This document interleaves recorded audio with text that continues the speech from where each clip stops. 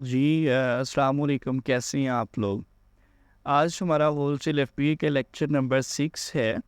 हमने previous lecture में देखा था कि ड्रॉप शिपिंग क्या होती है। अमेज़न के तीनों बिज़नेस मॉडल को डिस्कस किया था। ऑनलाइन आर्बिट्राज को, होलसेल एफपीए को और प्राइवेट लेबल को, ठीक है? तो हम आज के लेक्चर में देखेंगे कि होलसेल एफपीए का जो रोड मैप है, वो क्या होता है।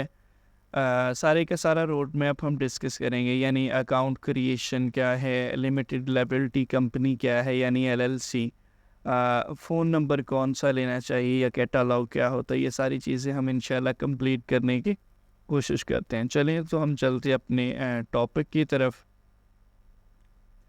देखें, जो रोड मैप है, रोड मैप का मतलब होता है कि आपने जो जो चीज़ें करनी हैं, उनको आप एक शीट उनकी बनाते हैं कि मैंने ये चीज़ करनी है, फिर मैंने ये करनी है, फिर ये करनी है, कोई भी काम आपने करना है, तो हम उसे रोड मैप कहते हैं। तो ये रोड मैप जो है होलसेल एफबीए का है। इसमें हम देखें कि हमने क्या-क्या करना क्या-क्या है एक्चुअली में। देखिए, फ़र्स्ट ऑफ़ ऑल है अकाउंट क्रिएशन। आप अपना एक अकाउंट बनाते हैं। आपको पिछले लेक्चर में बताया था कि अकाउंट 2 टाइप के होते हैं, एक होता है इंडिविजुअल, एक होता है प्रोफेशनल अकाउंट। जो इंडिविजुअल अकाउंट होता है वो होता है अपना ऑनलाइन आर्बिट्राज के लिए, और जो प्रोफेशनल अकाउंट होता है वो होता है होलसेल एफबीए के लिए। यानी प्रोफेशनल अकाउंट से मतलब ये है कि जिसमें हम एलएलसी का यूज़ करते हैं, यानी जो हमारा अकाउंट होना चाहिए वो एलएलसी बेस अकाउंट होना चाहिए।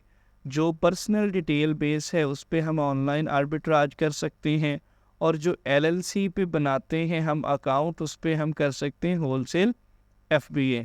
और अगर हम यही का ऑनलाइन आर्बिट्राज भी इस पे करना चाहें तो हम साथ साथ दोनों मॉडल भी कर सकते हैं। यानी एक अकाउंट हम बनाते हैं, एलएलसी बेस अकाउंट बनाते हैं, उस पे हम करते हैं होलसेल एफबीए।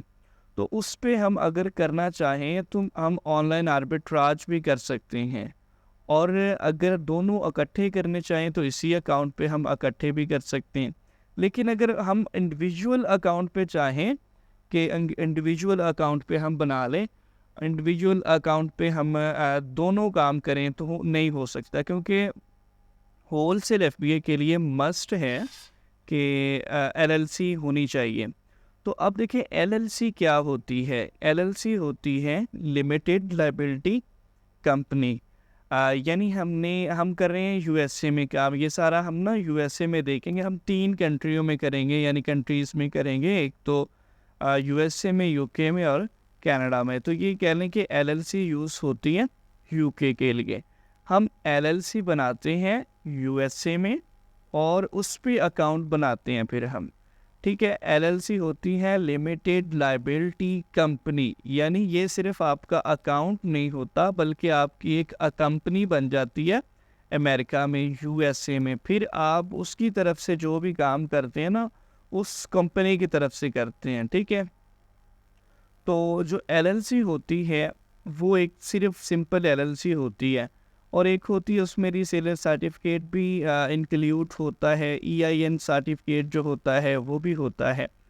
तो हमने कौन सी एलएलसी बनवानी है जिसमें रीसेलर सर्टिफिकेट भी हमें मिले और ईआईएन नंबर जो है वो भी हमें मिले।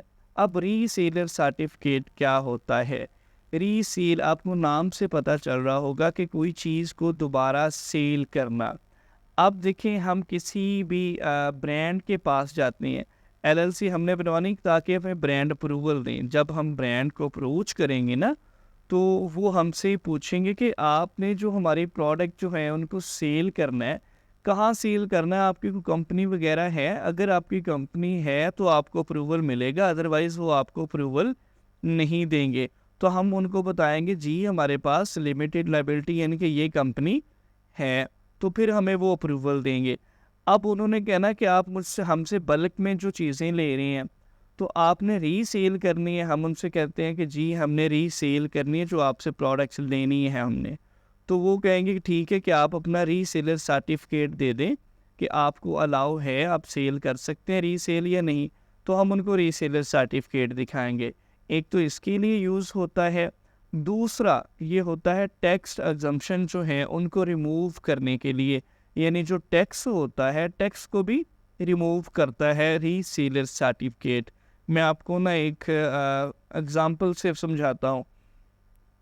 आप फिज़िकली किसी स्टोर पे चले जाते हैं, तो वहाँ पे आप जाके कहते हैं कि मुझे ना एक पेंसिल बाय करनी है, आप मुझे एक पेंसिल दे दें। तो वो आपको पेंसिल देगा 20 रुपए की। अगर आप कहते हैं कि नहीं भाई मैंने रीसेल करनी है, मैं भी दुकानदार बंदा हूँ, यानी कि रीसेलर हूँ, रीसेल करने वाला, तो मुझे 50 की क्वांटिटी में पेंसिल्स दे दें या मुझे 100 अदद दे दें। तो मेरे वो क्या करेंगे, जो ऊपर टैक्स होगा यानी कि जो ऊपर थोड़ी एक्स्ट्रा प्राइस रख रहे होंगे ना, वो रिमूव कर देंगे।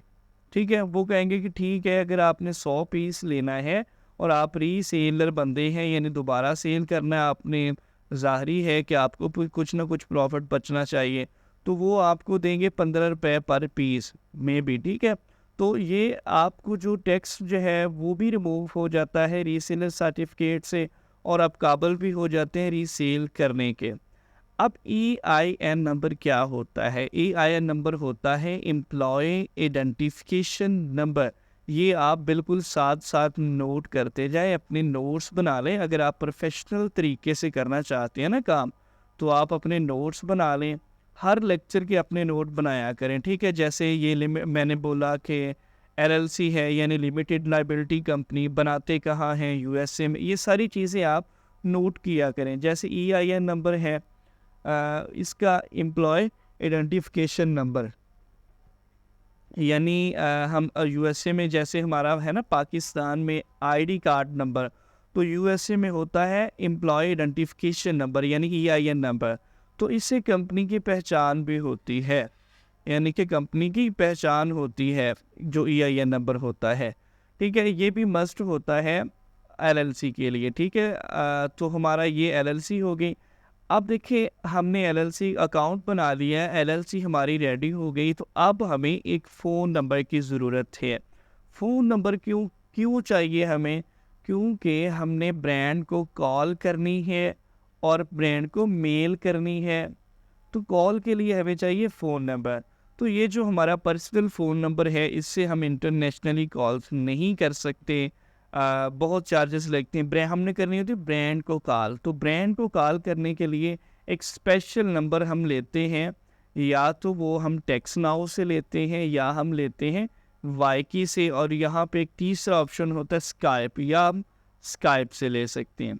जो टेक्स्ट नाउ है वो हमें फ्री ऑफ कॉस्ट नंबर देता है, लेकिन इसमें एक मसला आ जाता है मे भी कि 24 घंटे हम इसको ओपन नहीं करते, तो ये हमारा नंबर चेंज कर देता है। अब देखिए हमने किसी को कॉल की, अगर वो हमें कॉल बैक करना चाहता है, हमारा नंबर चेंज है, तो वो नहीं कर पाएगा। इसलिए हम प्रेफर करते हैं कि आप वाईकी से नंबर लें।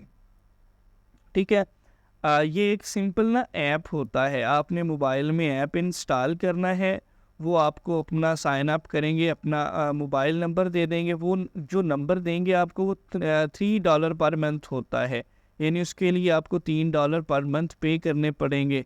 और अगर आप लेती हैं 3 माह का या 6 माह का, तो उसके लिए आपको करने पड़ेंगे $6। ठीक है, अगर आप साल के लिए लेते हैं तो मे बी आपको मिल जाएगा $16 का। तो ये सारी वैल्यूज़ आप साथ साथ नोट करते जाएं, ताकि बाद में आप अगर रिवीजन करना चाहें तो आपको कोई मुश्किल ना हो। तो ठीक है, एक आप लेंगे वाईकी से नंबर लेंगे क्योंकि कॉल करने के लिए, और दूसरा आपको चाहिए होगी एक मेल, वेब मेल चाहिए होगी, जिससे आपने मेल करनी है ब्रांड्स को। प्रोफेशनल मेल के लिए जो हमारी पर्सनल मेल है वो हम यूज़ नहीं करते, क्योंकि ये जो हमने काम करना है ये कंपनी के थ्रू करना है, तो जो मेल हमारी है वो भी प्रोफेशनल मेल होनी चाहिए हमारी। ठीक है, तो हम मेल भी लेंगे, फ़ोन नंबर भी लेंगे। वैसे भी अगर हम जो अपनी पर्सनल मेल है उससे 20 मेल्स करें, यानी 20 मेल करते हैं ना, इंटरनेशनली करते हैं, तो वो हमारी मेल जो है ब्लॉक हो जाती है। तो इसलिए हम अपनी यूज़ नहीं करेंगे मेल, कुछ भी पर्सनली यूज़ नहीं करेंगे। तो जो फोर्थ फैक्टर है, इसमें हम करते हैं प्रोडक्ट हंटिंग। ये सबसे मेन फैक्टर है, हमने इस पे बहुत सारे लेक्चर आगे जाके बनाने हैं। प्रोडक्ट हंटिंग पे, कि प्रोडक्ट ढूंढते कैसे हैं, हंटिंग कैसे करते हैं। अब प्रोडक्ट हंटिंग का जो मतलब है वो ये है कि हर प्रोडक्ट जो है वो आपके क्राइटेरिया के मुताबिक नहीं होती। अब देखें, एक जो मोबाइल फ़ोन है वो सेल हो रहा है $500 का, तो आप उसके 10 पीस बाय कर सकेंगे? नहीं कर सकेंगे। यानी ये हमारे क्राइटेरिया के मुताबिक नहीं है। तो हमने एक क्राइटेरिया आगे जाके देखना है, जिस क्राइटेरिया के मुताबिक हम प्रोडक्ट हंटिंग किया करेंगे। यानी हमने देखना है उसमें हमें प्रॉफिट इतना बचना चाहिए, प्रोडक्ट की जो प्राइस है वो इतनी होनी चाहिए, उस पे जो पहले से बैठे सेलर हैं वो इतना वो इतने सेलर हों, और इसकी मंथली सेल जो है वो इतनी हो, डेली सेल इतनी हो। ये सारी की सारी चीज़ें हमने प्रोडक्ट हंटिंग में जाके पढ़नी है। तो आगे जो हमारा ये जो बाकी इसका कह लें रिमेनिंग जो हिस्सा है, ये हम करेंगे अगले लेक्चर में, क्योंकि मोस्टली बोर हो जाते हैं बंदे 10-12 मिनट जो लेक्चर है ना उसको सुनने के बाद। तो हम इंशाल्लाह जो कल का लेक्चर होगा हमारा लेक्चर नंबर 7, हम यहीं से स्टार्ट करेंगे, ब्रांड हंटिंग से, यानी प्रोडक्ट हंटिंग से स्टार्ट करके जो आगे है हम सारे का सारा डिस्कस करेंगे। ठीक है, ये वाला भी डिस्कस करेंगे और सारे का सारा क्या रिवाइज हो जाए। अगर आपका कोई क्वेश्चन है तो मे बी वो कल तक सारा क्लियर हो जाएगा। तो अपने परेशान नहीं होना, क्योंकि ये तो है एक कह लें कि एक टेम्पलेट है जिसमें हम देख रहे हैं कि ये करना है। अब हम इसका ना अगले 2-3 लेक्चर में इंशाल्लाह हम प्रैक्टिकल स्टार्ट कर देंगे कि सारे का सारा हम प्रैक्टिकली कैसे करते हैं। ठीक है, ओके जी, अल्लाह हाफिज़, अपना ख्याल रखिएगा।